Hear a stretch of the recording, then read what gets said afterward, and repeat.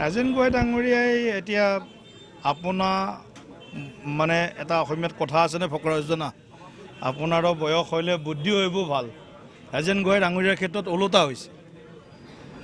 যিখন কাঁহীত খাই খাই এই ৭০-৭২ বছৰ হ'ল, সেইখিনি সময়ত তেওঁৰ যদি এতিয়া মানে পথভ্ৰষ্ট হ'ব পাৰে, গতিকে এই ক্ষেত্ৰত আৰু মোৰ ক'ব লগা বিশেষ নাই।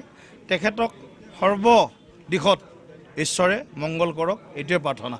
ৰাজেন গোহাঁই ডাঙৰীয়াৰ কিমান মাটি আছে সেইটো হিচাপ কৰক। প্ৰথম ক'ত ক'ত কি আছে সেইটো হিচাপ উলিয়াই লওক তেখেতে নিজে।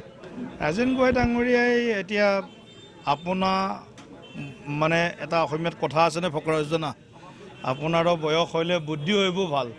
ৰাজেন গোহাঁই ডাঙৰীয়াৰ ক্ষেত্ৰত ওলোটা হৈছে। যিখন কাঁহীত খাই খাই এই ৭০-৭২ বছৰ হ'ল, সেইখিনি সময়ত তেওঁৰ যদি এতিয়া মানে পথভ্ৰষ্ট হ'ব পাৰে, গতিকে এই ক্ষেত্ৰত আৰু মোৰ ক'ব লগা বিশেষ নাই। তেখেতক সৰ্ব দিশত ঈশ্বৰে মংগল কৰক, এইটোৱে প্ৰাৰ্থনা। ৰাজেন গোহাঁই ডাঙৰীয়াৰ কিমান মাটি আছে সেইটো হিচাপ কৰক। প্ৰথম ক'ত ক'ত কি আছে সেইটো হিচাপ উলিয়াই লওক তেখেতে নিজে। ৰাজেন গোহাঁই ডাঙৰীয়াই এতিয়া আপোনাৰ মানে এটা অসমীয়াত কথা আছেনে ফকৰাযোজনা আপোনাৰো বয়স হ'লে বুদ্ধি হৈব ভাল। ৰাজেন গোহাঁই ডাঙৰীয়াৰ ক্ষেত্ৰত ওলোটা হৈছে। যিখন কাঁহীত খাই খাই এই ৭০-৭২ বছৰ হ'ল, সেইখিনি সময়ত তেওঁৰ যদি এতিয়া মানে পথভ্ৰষ্ট হ'ব পাৰে, গতিকে এই ক্ষেত্ৰত আৰু মোৰ ক'ব লগা বিশেষ নাই। তেখেতক সৰ্ব দিশত ঈশ্বৰে মংগল কৰক, এইটোৱে প্ৰাৰ্থনা। ৰাজেন গোহাঁই ডাঙৰীয়াৰ কিমান মাটি আছে সেইটো হিচাপ কৰক। প্ৰথম ক'ত ক'ত কি আছে সেইটো হিচাপ উলিয়াই লওক তেখেতে নিজে। ৰাজেন গোহাঁই ডাঙৰীয়াই এতিয়া আপোনাৰ মানে এটা অসমীয়াত কথা আছেনে ফকৰাযোজনা আপোনাৰো বয়স হ'লে বুদ্ধি হৈব ভাল। ৰাজেন গোহাঁই ডাঙৰীয়াৰ ক্ষেত্ৰত ওলোটা হৈছে।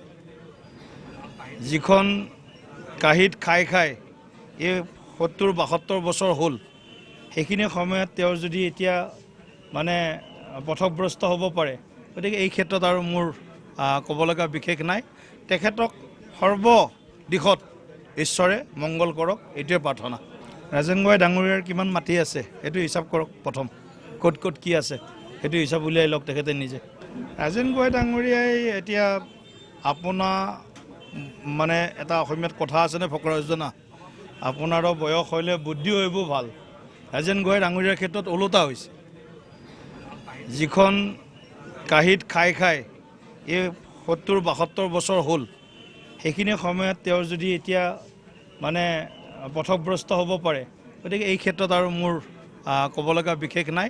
তেখেতক সৰ্ব দিশত ঈশ্বৰে মংগল কৰক, এইটোৱে প্ৰাৰ্থনা।